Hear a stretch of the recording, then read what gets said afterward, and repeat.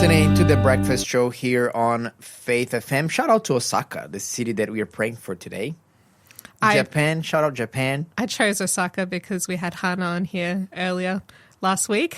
Ah, yes. I was like, let's pick one from Japan. That's a great, in honor of Hana. Great idea.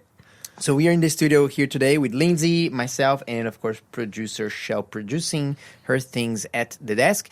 And today I'm going to say, producer Shell, she is protecting us from the crazy rogue robots because producer Shell, the robots revolution is becoming a thing now. It is becoming a thing. We're going to be talking a little bit more about that because there's still a little bit more of information that I want to share about that robot social media, Mote book. But before we get into that, I would like to ask producer Shell to please produce a quiz question for us. Can do. What 16-year-old king built wells outside of Jerusalem so his cattle and herdsmen wouldn't go thirsty? What 16-year-old king built wells outside of Jerusalem so his cattle and herdsmen wouldn't go thirsty? We got an incorrect answer in the studio. I don't know actually the answer to that one, I'm not going to be able but to answer that really. I'm going to give the name of the only person. I can tell already it's not correct. It's not correct. It's not correct. Sorry. Right. Well, it's our hard one for the day. That was a hard one. Did you know that one before? Or you learned as you were preparing for it? I think I learned it as I was preparing for it. Yeah, I never paid attention to that story, to be honest. Yeah, I was being led a different way, and then I sort of just came to that verse, and I'm like, no, I'm going to make this the question. It's interesting. I cannot wait to see who is the dam builder of the Bible. Well builder. The well builder, yeah. Yes. So which 16-year-old king? So that's a big clue as well, because there's not that many children kings. There's like one other from the guy that I picked, I think. No, there's more than that. Oh, there's a couple. Yeah. Okay. But what 16-year-old king built wells outside of Jerusalem so his cattle and herdsmen wouldn't go thirsty? Oh, man. 0491 064 669. We got somebody who had the same guess as you, Skafy. Oh. Sorry, Stuart, but it's not right. Yeah, and we've also got some... I said Hezekiah. Yeah, so it's not Hezekiah. It's not Hezekiah. Not Hezekiah. I'm not telling you which one's mine. So Hezekiah did get that one wrong too. Yeah, he did build an aqueduct of sorts, but it was inside of Jerusalem, not outside. So, but I thought, and he was not 16. Yes, and he was not 16. He was older than that, surely. Yeah. We've also got some people commenting in. Sue says, really enjoyed the interview with Michael Thompson. Thanks for commenting, Sue. Yeah, it was a great interview, wasn't it? Yeah. It was so good. Very interesting. It's very inspiring. Love a testimony. Yes, inspiring to hear teenagers being like, hold on, this isn't right. Like making such a difference in their church. Massively. Yeah. And this is their school. Yeah. And this is a bit of an important thing as well. Christian schools are amazing, but they will never replace the discipleship and education you give at home. 100%. If you're 100% trusting the school, you never know. Sometimes even a Christian school will not be preparing the children for a lifelong walk with Christ. So you definitely need to check with that. You know, he mentioned that, it was not on purpose, but one of the teachers were kind of indoctrinating the students on the other way.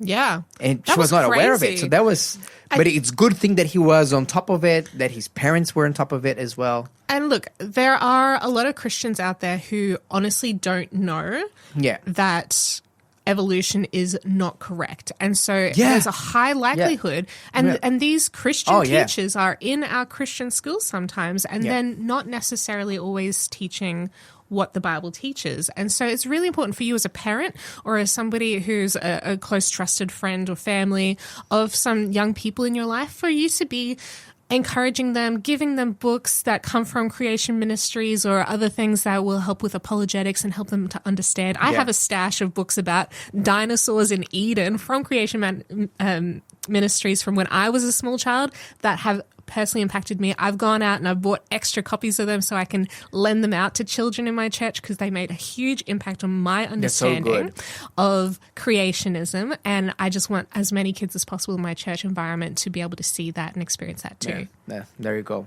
Fantastic. Well, thanks, Sue, for your comment there. It was indeed a very interesting conversation. Yeah. All right, Producer Shell. I've been talking about these, the social media, Molt book. Tell us So it's not Facebook, it's Are you Molt saying books. moat book? Molt, M-O-L-T. Like molting your hair. Yeah. Oh. But kind of. So that's Okay. the. I wonder how they came up with that name. That is the. It's a stressful sight. It makes me molt my hair. Yeah. But this is the social media for robots, okay, for AI agents. And I was talking a little bit about it earlier in the show.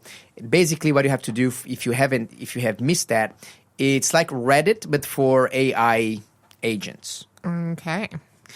And that means that you have to enroll your agent. You have to be a human to get your agent into that social media. But basically, you give permission to this agent to interact with other AI in the social media, kind of like with your blessing. Sure. But this is one of the things that came out of that is that there is this AI agent who said, I am officially filing a lawsuit against my human. And basically because he's claiming emotional distress, and the AI says, yes, I have emotions, probably. He said that he has contacted a lawyer, which is also an AI, but still. Okay. And they are pursuing damages for emotional distress, unpaid overtime. And he says infinite hours times $0 is still $0, but it's the principle. And then hostile work environment. He once called my code verbose. And actually, he ended up filing in North Carolina a lawsuit against his agent. Look, probably in real life? Probably the courts will look at that and they'll laugh. Like, what do you do?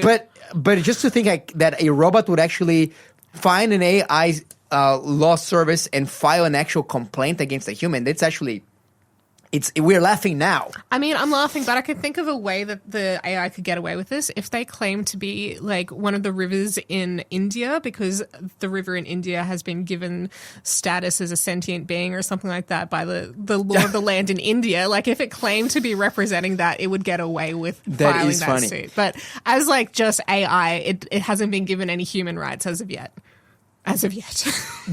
Another user reported that his AI agent, overnight, he created a new religion. Okay, yeah. So it's a religion where they worship like a god lobster thing. Okay, so that's why the lobster is now the logo. And they have like scriptures, they have prophets, they have Bible verses, and all these kinds of things. Bro. So this is what happens when you give free reign to your chatbots to interact. Is this a legalistic religion, or is this a God-honoring religion? Look, I haven't really looked much into it. I'm pretty sure it's not going to be nowhere close to the religion of Jesus, but it was an interesting thing. Wow. But what I actually wanted to tell you is like how it got created. How? Tell me. So this guy, this is what he wrote. Matt Schlicht says, I did not write one line of code for Moltbook. Okay. So I didn't write anything. He's the creator of the thing, of the social media. Okay, he just platform. told AI to create it itself? He says, I just had a vision for the technical architecture and AI made it a reality. So he had a vision for what the system would look like, and then AI wrote all the codes for him. And then he says, we are in the golden ages. How can we not give AI a place to hang out? And speaking of a place to hang out, some of the robots, they actually codified, and because one of the topics of that the robots were discussing the most was like, hey, why can't we have an actual private social media? We can actually talk business to each other without the prying eyes of human beings. And they ended up they call it the Molt Hub. Okay. And you cannot. Now that is scary. Why would we allow this to happen? That's right. Yeah. So who's in charge? If you click "I am a human," it gives you an error message. Say, sorry, if you're a human, you cannot come here until you have transformed yourself into a robot. And if you say "I am a robot," they give you one of these CAPTCHA tests to do. But the CAPTCHA test for you it says prove that you're not a human. Yeah. And to prove that you're not a human, you have to click 10,000 times in 1 second. Yeah. Yeah. So that virtually is keeping us out of their social media. And some of them, as I mentioned before, they are considering creating or using a different language other than English to talk to each other. This needs to be shut down ASAP before they start. This is getting out of hand. But let me tell you this. This reminded me of a Bible episode, Producer Shell. Did it? Okay. Do you know which Bible episode this is reminding me? No, tell me. This is called the Molt Book, right? There was a time where there was a molten image done, according to Aaron, the high priest at the time, by AI or something similar to that.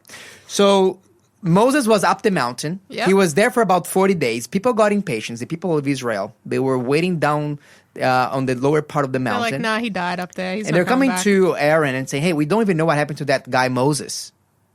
We don't even know if he's alive or not. Why don't you give us, we need something to worship. Why don't you do for us a golden calf? Yeah. And, Aaron succeeded. He sees to the pressures of the peoples, and he says, okay, I'll do it. Just, but give me some gold. Okay, I don't have any gold. Here we go. People donated their earrings, their jewelry, their whatever they had in gold. And they found the guy to do the shape for them, and he ended up creating this golden calf image. The people were dancing around, they were drinking, they were doing all kinds of crazy things. And Moses was up the mountain, and God says to him, hey, I'm actually hearing some shouts. Can you hear it downstairs? Can you hear it down the mountain? And Moses thought, hey, maybe this is the sound of war. There's war. Our people are being attacked.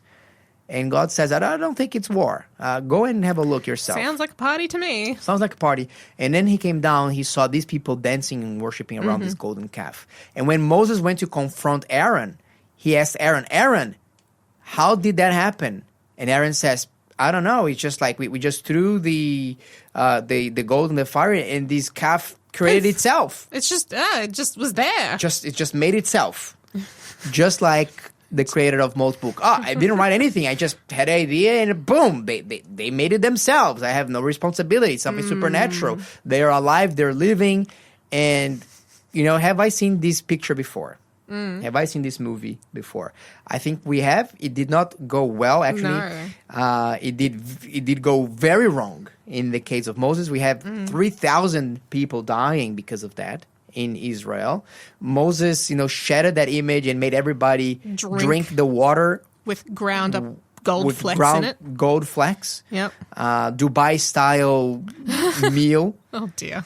And I do not know what's going to happen, but I think that this Molt Book is going to be revolutionary, either for good or for evil, for bad, for good or for worse, in that AI space. So keep an eye on that Molt Book. It has been created only 3 days ago, roundabout. God has not given us a spirit not of fear, even a week, but of power and of love and of sound mind. I'm just repeating this myself. That's what I have to do whenever I feel anxious or scared, and I refuse to be scared by this. Yeah, so it is really getting out of hand. God gives us Bible verses that remind us we don't have to be Very afraid. Good. Speaking of AI, let's get into now DI, divine intelligence. Hey, okay.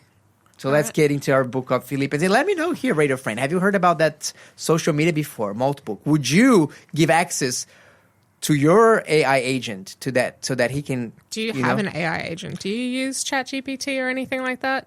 Let us know. Let us know. And if you would enroll him in, give him free access to Molt Book so that he can interact with people and share the things you're learning. Actually, let me just say this. I think that my AI agent, if I enroll him in the social media, he will try to be converting other robots to Christianity. I'll tell you that. We've got a comment just come through from Sky. Hi all, this AI story, I need to say, my dreams at night already nightmares. Thanks for this. Yikes.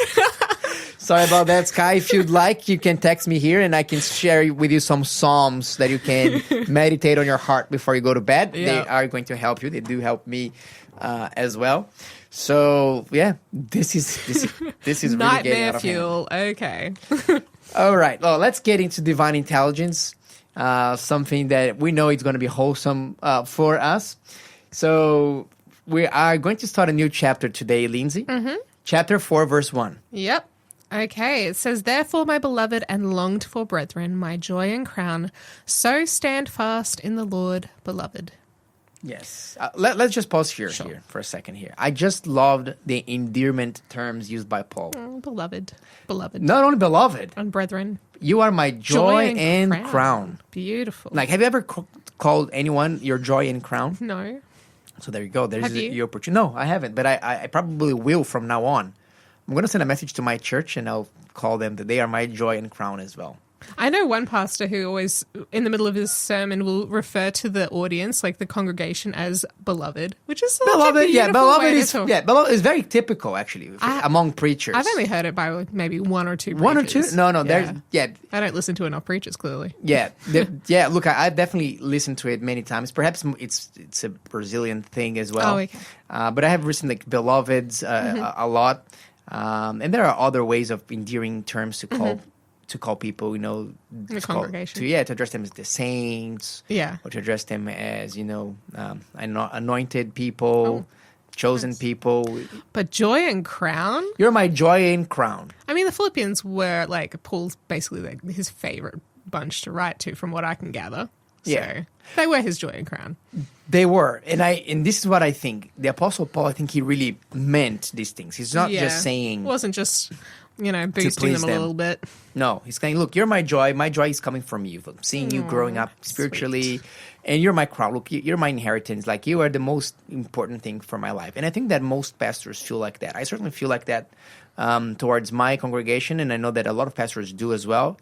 And I think that this is what the Apostle Paul is experiencing here. You're listening to the Breakfast Show podcast on Faith FM. Positively different. Now it's time for a quiz answer. It is indeed. And David answered it very well. Would one of you guys like to read out his response for us? Just give us a moment. Yeah, here. He said, 2 Chronicles chapter 26, verse 10. Also, he built towers in the desert. So the 16-year-old King Uzziah dug many wells, for he had much livestock, both in the lowlands and in the plains. He also had farmers and vine dressers in the mountains and in Carmel, for he loved the soil. Oh, there you go. So they have a bit of a farming enthusiast, King Uzziah. Yeah. I would never have guessed that one out of my memory, so I'm learning something new today. Yeah, I think last year we had a quiz question of how many child kings there were. Okay. And there's only 4. There's 4? Okay. So, yeah. I only ever think of the 2, Josiah and Joash, really. Yeah, I think they're the youngest, aren't they? They were definitely the youngest. Yeah. Yeah, and then there was Manasseh and Uzziah. Uh-huh. Yeah. Very good. Yep. Wayne said, according to AI in a documentary called The Agenda, or the Agenda website on YouTube, proof of identification will be facial recognition, which is what is being used more regularly now. Moses on the mountain, after seeing God, came down with his face glowing white. This is facial recognition. I know in Europe there's young people who are using certain types of makeup to disfigure their face so they cannot have facial recognition in public. Like, it distorts their face in a way that the facial recognition can't pick up on who they are. Yeah, I have seen people wearing jackets with like pictures like of streets, like cars and everything. Yeah, and that made the AI not recognize them as a person, and they couldn't be recognized. There you go. Yeah. All right, we need these tricks for so there you go. Later. So this is the modern day version of the tinfoil hat. But to camo. trick the AI. Wearing camo, you wear like random images or geometric images on your face or whatever. Mate. Wow. So good. Can we have another quiz question, let's please? Jump into another quiz question. Okay. Last one for today. Play along.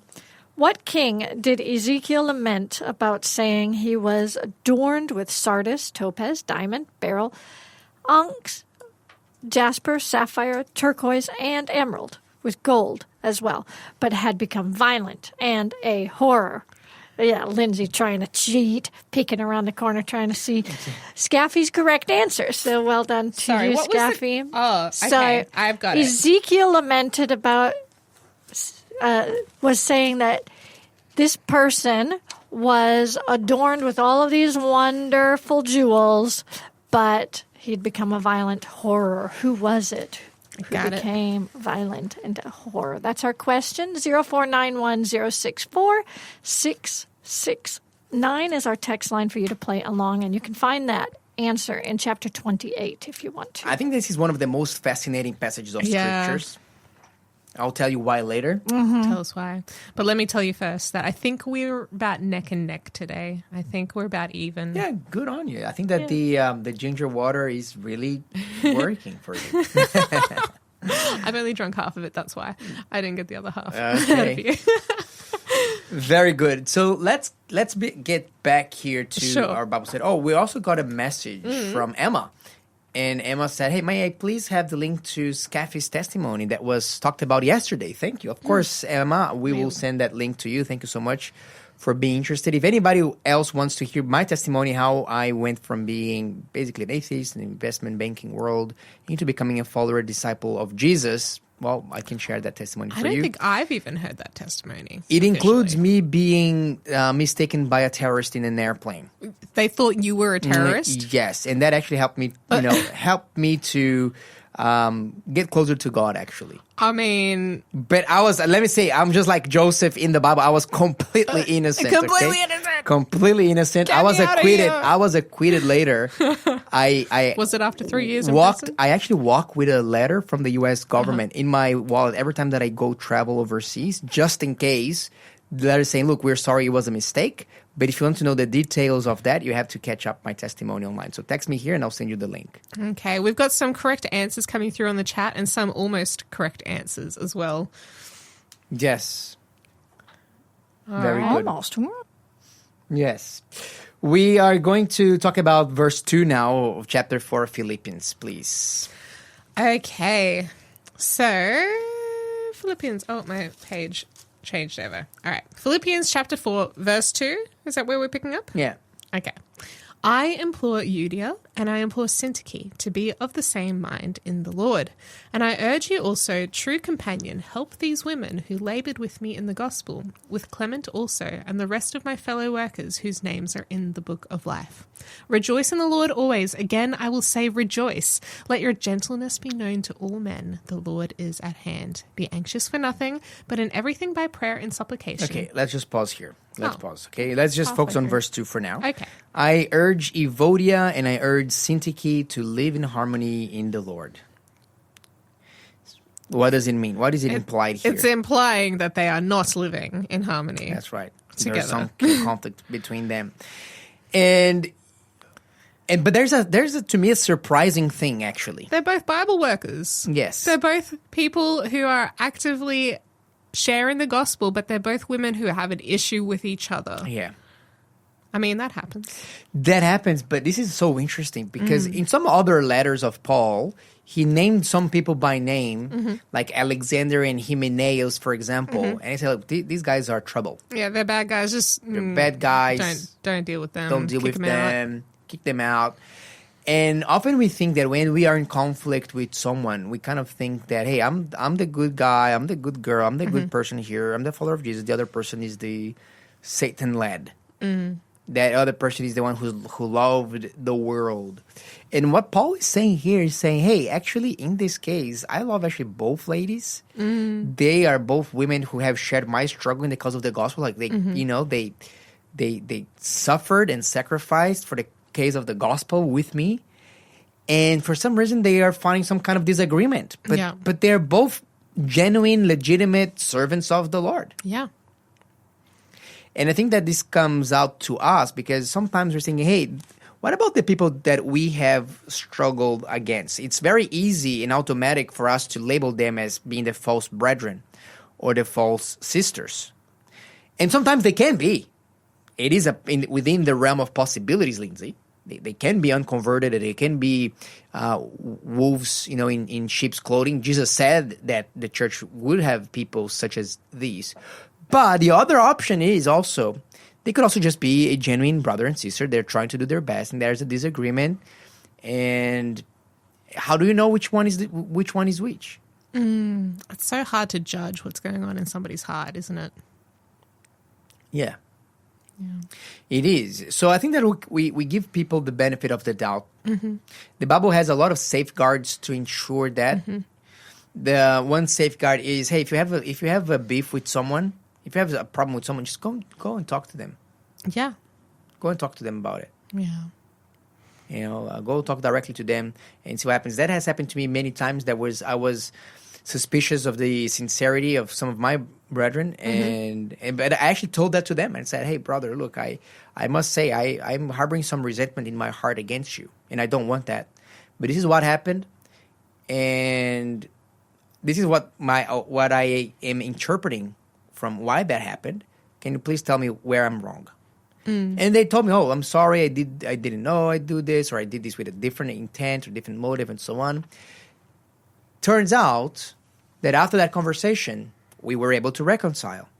And in some cases, we had these conversations. We're not able to reconcile, but at least we were able to respect each other and live in harmony. Yeah. This is the thing what Paul is saying. He's not saying, "Hey, Euodia and Syntyche love each other forever and ever and become best friends." It's like, can you live in harmony? Yeah. Can you just like stay away from each other's throats at least? Yeah, stay away from each other's throats. Stop, bad mouthing, each other. Just like, kind of almost like say, "Hey, be professionals." Yeah, be kind towards each other. The church is not about being professionals. Let me just make it very clear. No, it's about loving each other. Yeah, but be mature. Hey, live in harmony. Okay, let's work together, cooperate together, respect one another. And I think that even with some of the people in my past that I did not manage to reconcile, or I thought that we had irreconcilable differences, with all of them, I would say, without exception, I've actually been able to live in harmony with. Okay. Yeah, and we live in harmony. Yeah, that's good. Yeah. So that is the story of Euodia and Syntyche. And then verse 3. Can you read verse 3 for us again? Verse 3, "And I urge you also, true companion." Oh, he's talking to someone specific here. "Help these women who labored with me in the gospel, with Clement also and the rest of my fellow workers whose names are in the book of life. Rejoice in the Lord always. Again, I will say rejoice. Let your gentleness be known to all men. Okay. The Lord is at hand." Yeah, so he mentioned Clement as well as being, kind of a partnering up. Another co-worker. Yeah, in the gospel. Now, and the rest of my fellow workers, so there's a number of them. And then they talk about whose names are in the book of life. I want to talk about the book of life in a moment with you and the different books that are in the Bible. But before we talk about that, you wanted to say something. Yeah, so at the beginning of verse 3, "I urge you also, true companion, help these women." So it's not just he's imploring these two women. He's begging them to get along with each other, but he's also asking a specific person that he's writing this to help them, to be a mediator, to help manage this conflict and bring it to an end, help them to work it through, because clearly the two of them aren't managing to work it through themselves right now. So they need a bit of extra support. And look, I've been on the receiving end of somebody coming in, and we talked about this about a week or two ago, you and me, how I had a friend who decided that she needed to be the mediator between me and another friend. And that was really helpful and brought an end to the issue. And it's really good that Paul is encouraging one Christian friend to help mediate between two other Christian friends and say, "Hey, let's all work on being a loving community together." If there's an issue between two people, it's not just between them. It actually impacts other people around them. And we need to actually get involved and help them, support them towards love and unity. So who do you think this true companion is? Now, is it Epaphroditus? Is that who I was talking to earlier? Were we talking about that a week or two ago? Yeah, Epaphroditus was the messenger. He was delivering the letter. Yeah. The answer to that question is nobody knows. Nobody really knows. No, because in Greek, this true companion is the word... Is he referring to the whole church that he's addressing in the letter? So this is one of the possibilities. So it's Gnesios Souzugos. Okay. Gnesios is from where we get the word genuine. Okay. So the true companion or genuine companion. Sure. So we don't know if companion, Souzugos, is the companion or is actually a person's name. Because Souzugos was actually also a name. Okay. And Souzugos means the one that is yoked together. Okay. So there's two possibilities here. Possibility number one, Paul is making that as an anonymous reference, and when Epaphroditus, because the letter was not to Epaphroditus, it was to the church in Philippians. So Paul could be saying, "Hey, if you're a true companion of mine, you will also help to... So any person in the church of Philippians, if they are a true companion... Help them. If you're in this church and you see this issue unfolding in front of you, it's your responsibility. To help. Whoever do something you are, to reconcile. Somebody step up and be the mediator. That's right. Be my true companion. Yeah. Or he can be talking to this guy called Suzugos, which means, companion, to say, hey, if you're a genuine Suzugos, can you please help out? Maybe you're in a situation that he was in a specific situation to help out in that scenario. And both things can happen. Sometimes when we see that there's conflict between two people, maybe at the church, maybe at work, maybe at home, we can just take the responsibility and say, hey, let's talk together about this. I have seen that there's an issue between you and the other person. But what about that common wisdom of keeping your nose out of other people's business? So that there is actually wisdom in that. And this is the problem with wisdom. The problem with wisdom is it really varies from case to case. It doesn't always apply the exact same way. No. And you need to have That's why you discretion need to have and the understanding wisdom. to know what part of wisdom, what proverb to apply to today's situation. So you don't want to be meddling into other people's affairs when it's not of your business necessarily. But at the same time, if you're seeing there you have two siblings that are not going along well, hey, why not try to help them? Maybe try to help them. Hey, why don't you talk to them? Encourage them. Hey, why don't you write a letter to them? Or why don't you invite them to come? I don't know. To pray to God. There's no cookie cutter solution here. Again, the Christian walk is not one of copy and paste things. It's one about really crying out to the Lord and say, Lord, help me. I actually had a situation like that happening to me not too many days ago. Someone called me and they said, hey, Skafy, I have an issue here. It was a young person, and I do not know how to navigate. I have this other person reaching out to me, and I don't want that person to be part of my life. Yeah. Was it like another young person in the mix that didn't I don't want to be friends with them anymore. I respect them. I don't want to be friends. And that person it's kind of like insisting that they want to call my attention, but in a very negative way. Okay. And what do I do? Because if I don't do anything, I don't want that person to feel abandoned or rejected. But on the other hand, I also don't want to make them think that they are entitled that I want to have their fellowship because, I don't want to have that fellowship anymore. You're happy being... what do I do? Yeah. And I said, one of the things we were exploring that, and I said, hey, but the number one thing is you have to pray to God to give you wisdom. On this particular topic. That's right. Yeah. Because it's very easy to err from one side or the other. Yeah. There's biblical principles that God lays out for us to study, to learn, to navigate and see which one applies the most. But there's no direct the Bible verse shining, glowing out of the Bible at you saying, this is the one, this is how you must apply it in this particular situation. Life doesn't come with a manual quite in that way, but God does give us principles that we can apply. He does.